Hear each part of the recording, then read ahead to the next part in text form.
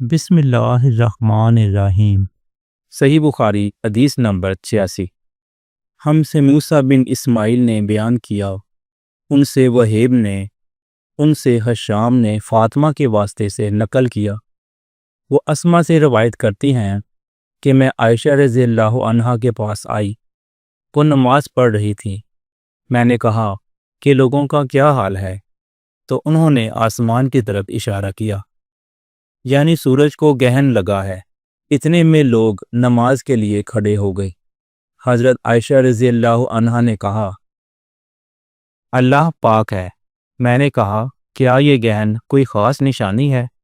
انہوں نے سر سے اشارہ کیا، یعنی ہاں۔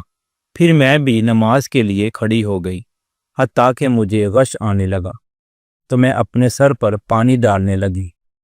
پھر نماز کے بعد رسول خدا صلی اللہ علیہ وآلہ وسلم نے اللہ تعالیٰ کی تعریف کی اور اس کی صفت بیان فرمائی۔ پھر فرمایا، جو چیز مجھے پہلے دکھلائی نہیں گئی تھی، آج وہ سب اس جگہ میں نے دیکھ لی، یہاں تک کہ جنت اور دوزخ کو بھی دیکھ لیا۔ اور مجھ پر یہ وحی کی گئی کہ تم اپنی قبروں میں آزمائے جاؤ گے۔ مثل یا قرب کا کون سا لفظ؟ حضرت اسما نے فرمایا، میں نہیں جانتی۔ فاطمہ کہتی ہیں، یعنی فتنہ دجال کی طرح آزمائے جاؤ گے۔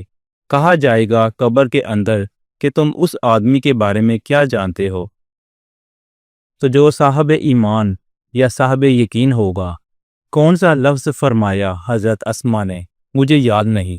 وہ کہے گا، وہ محمد اللہ کے رسول صلی اللہ علیہ وآلہ وسلم ہیں، جو ہمارے پاس اللہ کی ہدایت اور دلیلیں لے کر آئے، تو ہم نے ان کو قبول کر لیا اور ان کی پیروی کی۔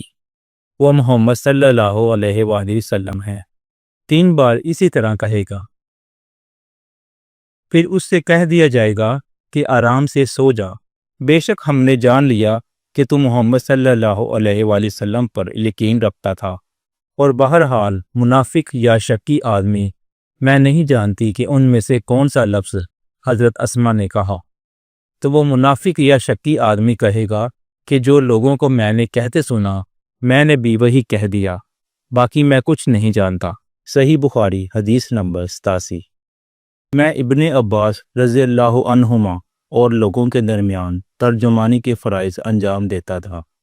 ایک مرتبہ ابن عباس رضی اللہ عنہما نے کہا کہ قبیلہ عبد القیس کا وقت رسول اللہ صلی اللہ علیہ وآلہ وسلم کی خدمت میں آیا۔ آپ صلی اللہ علیہ وآلہ وسلم نے دریافت فرمایا کہ کون سا وفد ہے یا یہ کون لوگ ہیں؟ انہوں نے کہا کہ ربیہ خاندان کے لوگ ہیں۔ آپ صلی اللہ علیہ وآلہ وسلم نے فرمایا کہ مبارک ہو قوم کو، یا مبارک ہو اس وفد کو جو کبھی نہ رسوا ہو نہ شرمندہ ہو۔ اس کے بعد انہوں نے عرض کیا کہ ہم ایک دور دراز کونے سے آپ صلی اللہ علیہ وآلہ وسلم کے پاس آئے ہیں، اور ہمارے اور آپ کے درمیان کفار مضر کا یہ قبیلہ پڑتا ہے۔ اس کے خوف کی وجہ سے ہم حرمت والے مہینوں کے علاوہ اور ایام میں نہیں آ سکتے، اس لیے ہمیں کوئی ایسی قطعی بات بتلا دیجیے کہ جس کی ہم اپنے پیچھے رہ جانے والے لوگوں کو خبر دے دیں اور اس کی وجہ سے ہم جنت میں داخل ہو سکیں۔ تو آپ صلی اللہ علیہ وآلہ وسلم نے انہیں 4 باتوں کا حکم دیا اور 4 سے روک دیا۔ اول، انہیں حکم دیا کہ ایک اللہ پر ایمان لائیں۔ پھر فرمایا کہ کیا تم جانتے ہو کہ ایک اللہ پر ایمان لانے کا کیا مطلب ہے؟ انہوں نے عرض کیا، اللہ اور اس کا رسول زیادہ جانتے ہیں۔